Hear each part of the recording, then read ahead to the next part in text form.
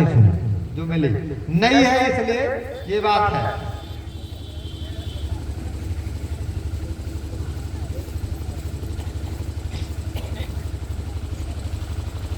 रुपया क्या है, थोड़ा सा रुपया समझ लीजिए। पूरा खेल रुपये पर ही। आपका बेटा कमाने जाता है तो रुपया के लिए, आपकी बहू रोटी देती है तो रुपया के लिए, आपके पिताजी मानते हैं तो रुपया के लिए, लेबर काम करता है तो रुपया के लिए, रोड पर गाड़ियां चलती हैं रुपया के लिए, खेतों में फसल खड़ी है रुपया के लिए। तो रुपया को समझिए, ये बात आप समझ लीजिए, धीरे धीरे समझ में आ जाएगी। एक बार दो बार, वैसे 3 दिन लगता है इसमें, एक दिन में तो नहीं आती, लेकिन आ जाता है, कुछ न कुछ दिमाग में आ जाती, 3 दिन में आ जाता है। रुपया पहले जमाने में जब ये रुपया नहीं चलता था तो गांव में सुनार हुआ करता था। क्या होता था, जब ये रुपया बिल्कुल नहीं था तब लोगों के यहाँ लेन देन लोगों में होता था, वस्तु से वस्तु का लेन देन होता था, वस्तु विनिमय होता था।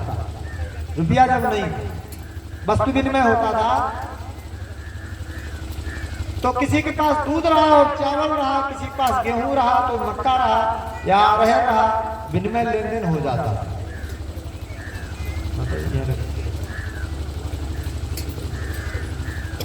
तो वस्तु का विनिमय, लेकिन उस समय क्या होता था कि जैसे अरहर और गेहूं में काफी अंतर होता है। गेहूं 1 बीघे में ज्यादा उत्पादन होता है और अरहर बहुत कम होता है। तो उस समय विद्वानों ने ये देखा कि लोगों की इस समय मेहनत जो है नुकसान हो रही है, तो इसका कुछ बना दिया जाए, मानक कोई सिद्धांत बना दिया जाए, कोई मापक बना दिया जाए। तो उस समय सुनार और लोहार आदमी होते हैं, तो सुनारों के यहाँ ये कहा गया कि कोई बाट बना दिया जाए। तो बाट बनाया गया, तो उस समय कौड़ियों को रखा गया। कौड़ी लोग कहते थे कि फूटी कौड़ी तुम्हें नहीं देंगे। पुराने लोग कहते हैं कि जाओ तुम्हें एक फूटी कौड़ी नहीं देंगे। कौड़ी टूट जाती, कह रहे हैं उसको भी नहीं, क्योंकि फूटी वाली कौड़ी कम में चलती और पूरी कौड़ी जो है वो ज्यादा में चलती, इसलिए कहते हैं कि हम कौड़ी नहीं देंगे। फिर कौड़ी के बाद में फिर थैला आया। तो बुजुर्ग लोग कह देते हैं कि कुछ करना न धरना और थैला भर काम नहीं करते, एक थैला काम नहीं करते। तो हमारा जो रुपया मानक जो था, सिद्धांत जो था, तो बोलबाले के भाषा में रखा गया कि लोग बोलबाली में, बोलचाल में उसको रखेंगे, तो रखा था। फिर उसके बाद में लोगों ने कहा कि और अगर कोई ज्यादा मान लेना है तो उसके लिए क्या व्यवस्था, तो कौड़ी कम थी, फिर ढेला आया। फिर उसके बाद में कहा कि अब कुछ और बना दिया जाए, तो सुनार से 1 रुपया बनवाया गया। इस तरीके से नहीं था, वो रुपया बनाया गया। तो चांदी का बना दिया गया 11.66 ग्राम बना दिया गया उस समय। और महापुरुषों ने बताया है कि 1 रुपए में 60 किलो चना मिलता था और 60 किलो चावल और गुड़, ये उसको रख दिया, ये उसको पैमाना रखा गया, तो वो आ गया। फिर उसके बाद में ये हुआ कि भाई रुपया हो गया, उसका जो कीमत रखी गई, वैल्यू परचेजिंग पावर, तो वो 60 किलो चना चावल उसको फिक्स कर दिया। इसी तरीके से अपना दूध वगैरह सब चीज रख दी गई। फिर ये हुआ कि चलो रुपया है, इस रुपये का कोई लीगल टेंडर कर दिया जाए कि भाई कोई ज्यादा चीज लेनी है, 60 किलो लेना है, तब तो 1 रुपए मिल जाएगा। लेकिन अब किसी को 1 ट्रक बेचना है, तो फिर उसके लिए क्या किया जाए। तो फिर उन्होंने क्या किया कि फिर एक सोने की बना दी। सोना नुकसान नहीं होता, चाहे आगे में डाल दीजिए, चाहे जमीन पे गाड़ दीजिए, कहीं कुछ कर दीजिए। माताएं कई बार जो है बनवाती तोड़वाती, उसको आप घरों में देख ले, तो नुकसान नहीं होता। सोना इतना नेचुरल धातु होता है। तो सोना बना दिया। फिर उस सोने का वो भी उतना ही बनाया, जितना रुपया वजन है उतना ही सोना। तो इसको जो है 12 रुपया से 1 तोला सोना ये रखे, 12 रुपया से 1 तोला। ये शेरशाह सूरी के जमाने से चला। अंग्रेज जब आए उन्होंने इसमें लूट किया, इन्होंने कानून बना दिया, और कानून जो 1899 और 1870 बना करके पुलिस एक्ट बना के 1857 वाली क्रांति होने के बाद, झांसी की रानी जब लड़ी तो उनके बाद फिर इसी रुपया सोना को जो है 15 रुपये कर दिया, एक मोहर 15 रुपये। तो कितना नुकसान हुआ? 3 रुपये, 3 रुपये का नुकसान हुआ। तो जब वही मोहर हम खरीदने जाएंगे तो 15 रुपये देने होंगे, जब खरीदने जाएंगे तो 15 रुपये होंगे, और जब बेचने जाएंगे तो फिर हमें, तो दोनों तरफ से नुकसान हो गया आपका। क्यों नुकसान हो गया ना दोनों तरफ से? तो 6 रुपये का नुकसान हो गया ना। बस यही है आधा गिलट और आधा चांदी, यही लूट हो गई आपकी 50%। इसी लूट को जब देखा नेताजी सुभाष चंद्र बोस ने तो कहा हिंदुस्तान बचाना होगा, नहीं तो पूरा हिंदुस्तान लूट जाएगा और माँ बहनों की इज्जतें जो है रोड पे लूट ली जाएंगी, इसलिए खड़ा होना होगा। और उस समय जो है हिंदुस्तान के लोग नहीं खड़े हुए, तो माताएं बहनों ने अपनी जो है जिसके हाथ में जो था, उस समय हंसिया चल रहा था, हंसिया। अब तो दराती वगैरह आ गया, अब दराती भी नहीं, अब तो कंपाइन चलने लगी है, वो भी खत्म।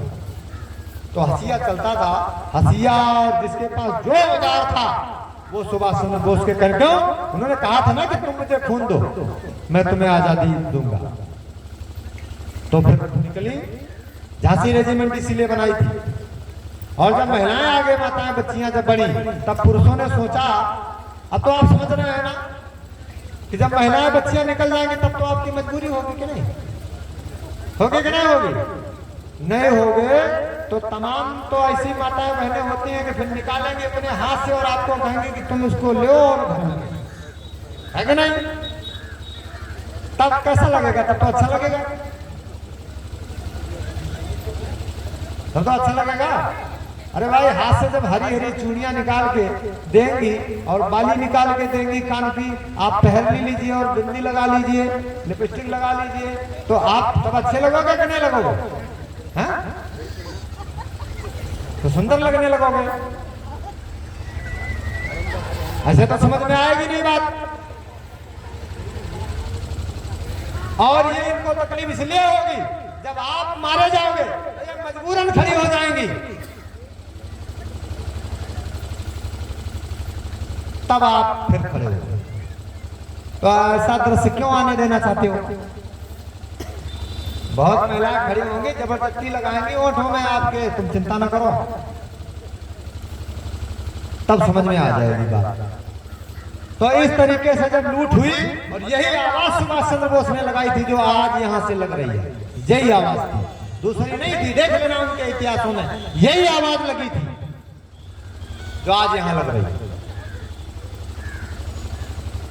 तो खड़े हुए लोग, उन्होंने खून मांगा और फिर आजादी मिली। अब वो ये देखना चाहते थे कि जो आजादी मैंने आपको दी, इसको आप संभालोगे कि नहीं संभालोगे, क्योंकि कुछ और लोग उनके साथ लगे हुए थे। तो उन लोगों ने कहा कि नहीं, हमने दिलाई आजादी, हमने दिलाई, हमने। तो उन्होंने कहा कि चलो ठीक है भाई, तुमने दिलाई तो आगे जनता आपको देख लेगी और जनता को देख लेना। तो आप भी सामने हैं और वो लोग भी सामने हैं। आपके पिताजी लड़े, गांव के बुजुर्ग लड़े, तो आज जो सामने हैं दिल्ली और लखनऊ में, उनके बुजुर्ग भी थे उस समय। तो आप उनके बच्चे और उनके बच्चे दोनों आमने सामने खड़े हैं, वही लड़ाई सामने खड़ी है। 12 रुपया का जो ये लूट करके यहाँ पे आ गया और आज यहाँ पे ठेका आ गया, अब इसमें कुछ नहीं, अब तो ये खत्म होने जा रहा। वही लड़ाई, क्योंकि वो अधूरी पड़ी हुई है, अभी अधूरी है, अभी पूरी नहीं हुई, अभी बातचीत बाकी है। दिल्ली की सत्ता बदलेगी अब तो बातों बात में, फिर तुम देखो क्या होता है पूरे हिंदुस्तान में। अभी वो बाकी पड़ा है, अभी हिसाब किताब बाकी पड़ा है। और वो इसीलिए खत्म करना चाहते हैं कि वो बात न निकल पावे मुंह से, इसीलिए वो खत्म करने की योजना बना रहे हैं। लेकिन हो तो हो क्या रहेगा। आज ये जो कार्यक्रम हो रहा है यहाँ पे इस तरीके से, तो ये तो अभी नहीं हुआ इस तरीके से, लेकिन अभी इस तरीके से होना शुरू हो गए। और ये आवाज अभी जा रही है, ये दिल्ली बॉर्डर में जाएगी, बिहार जाएगी, छत्तीसगढ़, जो रोड पे आ गए हैं उन्हें भी रास्ता मिलेगा। कैसे मिलेगा? तो 15 रुपए का 1 तोला मोहर कानून, 1 तोला सोना 15 रुपए।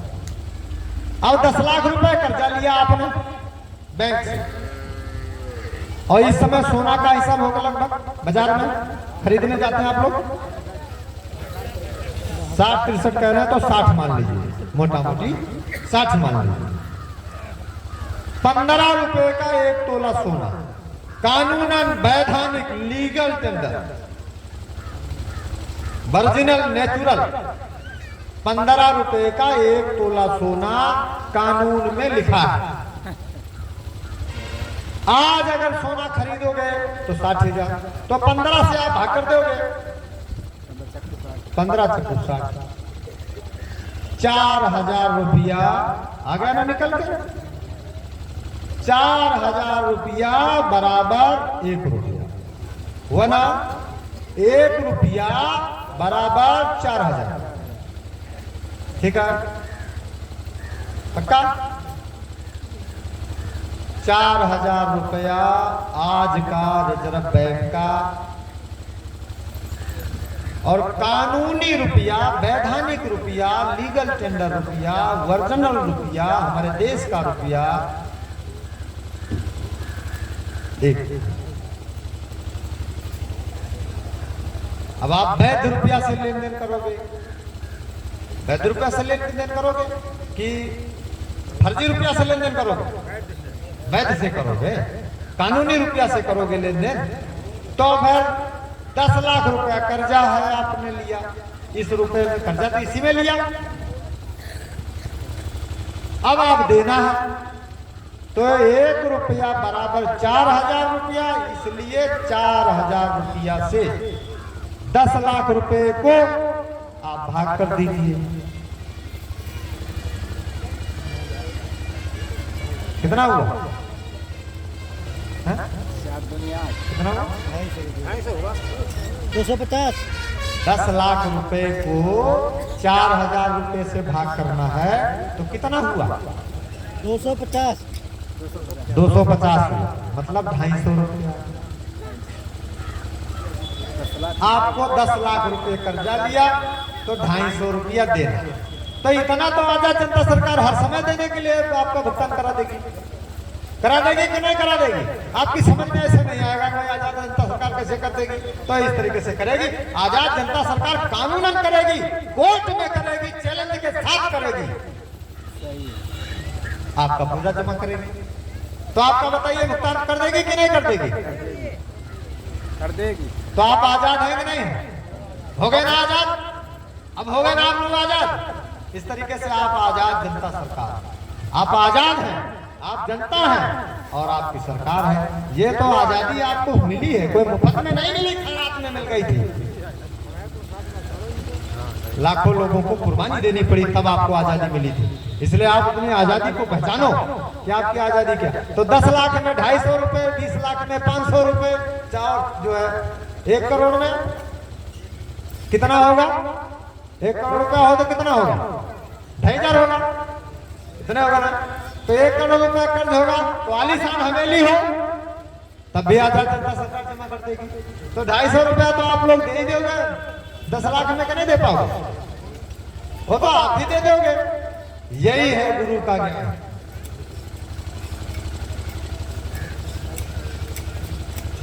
तो मैं ये तो नहीं कहता हूं कि आप लोगों का मैं गुरु हूं, लेकिन ज्ञान आपको मिला कि नहीं मिला? अभी मैंने कहा कि ज्ञान आपको बचाएगा, अब बताइए आपको बचाएगा कि नहीं बचाएगा? तो ये ज्ञान आपको बचाएगा। और इसी के वो वहां पे बैठे हैं, फार्म भरे जा रहे हैं, वो भरे जा रहे हैं। और जब आप फार्म भर दोगे तो हमारे साथ आजाद जनता सरकार के जो कार्यकर्ता लोग हैं, जैसे आप बताओगे कि बैंक वाले आए तो तुरंत टीम पहुंचेगी और पूरा हिसाब कर देगी वहीं पे। वहीं पे कर देगी। तो जानते होगा क्या, महापुरुषों ने कहा कि गांव गांव में बने अदालत, फिर उसी जगह आ जाएगी, गांव गांव अदालत बने और उसी जगह आ जाएगी कि दूध देना, लकड़ी देना, घी देना और चावल देना, और काश्तकार को, उसको जिसके घर में शादी, उसको कोई चिंता फिक्र नहीं। अभी तो आप जो है वहां अदालतों में स्नान कर रहे हो, कचहरियों में, कोर्टों में स्नान कर रहे हो, जबकि आपका यहाँ गांव में सब कुछ इस तरीके से कर जा। ऐसे ही बिजली का, बिजली आई, बिजली तो आपका जीवन है, बिजली आपका जीवन है और उसका रोशनी और उसका लेना आपका मौलिक अधिकार है। रही बात रुपए की लेन देन की, वो का आजाद जनता सरकार कर देगी। अब आप आराम से उजाले में रहो, इसमें कोई परेशानी नहीं। भाई 50,000 आपका बिजली का बिल 1 लाख आ जाए और आपको बिजली वाले परेशान करें, तो अगर आजाद जनता सरकार आपका पैसा जमा कर दे तो आपको कोई तकलीफ है? माता जी कह रहे फायदा फायदा, तो फायदा तो है ही, पूरा फायदा है, तो लाभ मिलेगा, पूरा मिलेगा। तो पूरा आपका बिजली का बिल जो है वो भी आजाद जनता सरकार जमा करेगा। आपको इतना करना है कि आप अपने कागज लगवाइए। जब कागज नहीं लगवाओगे तो कुछ नहीं कर पाएगा, तब तो ये कुछ नहीं कर पाएगा, क्योंकि फिर हम नहीं कर पाएंगे। जब कागज लगवाओगे तो फिर ये जिम्मेदारी हो जाती है आजाद जनता सरकार की कि आपका पैसा पूरा जमा कर दिया जाएगा। इस बात का चाहे तो यहाँ हरदोई से लेके सुप्रीम कोर्ट तक जाए, आजाद जनता सरकार तैयार है।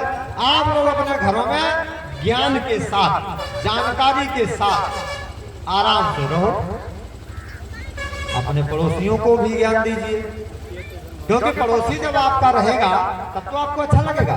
सारे गांव के लोग चले जाएं और आपका मकान रह जाए तो आपको अच्छा लगेगा। इसलिए फूट डालो, राज करो की व्यवस्था को खत्म करो, एकदम इसको खत्म करो। आपका पड़ोसी है, वो आपका भाई है, आपका मित्र है, आपका वो लहू है।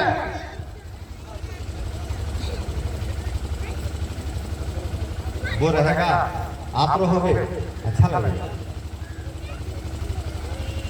इस लड़ाई झगड़े से दूर, चाहे आपके पड़ोसियों को कुछ भी करना पड़े, हाथ जोड़ना पड़े, पैर छूना पड़े,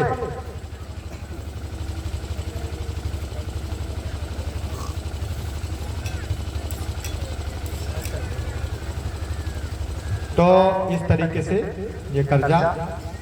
अब एक कार्यक्रम 23 जनवरी का, अभी कुछ लोगों ने प्रार्थना किया कि हो जाना चाहिए, तो ये मेहंदी घाट पर इसी जगह पे रमई बाबा के यहाँ लोग कह रहे हैं, तो अभी जैसा कुछ होगा तो अपना ये विचार विमर्श कर लेंगे। ये इतना लोगों ने कहा है कि ये हो जाना चाहिए। तो यही जो 23 जनवरी आ गई, आज 10 है और 14 दिन बाद, 14 दिन का है, तो आज 10 है, 12 ही दिन, 10-12 दिन बाद तो ये हो जाएगा। और फिर वैसे तो ये तो आपका हो जाएगा कार्यक्रम, तो जो लोग अपने जाएंगे नाते रिश्तेदारों में, यार दोस्तों में, उनका काम रहेगा, तो वो सारे कागज वहां लेके अपना आ जाए।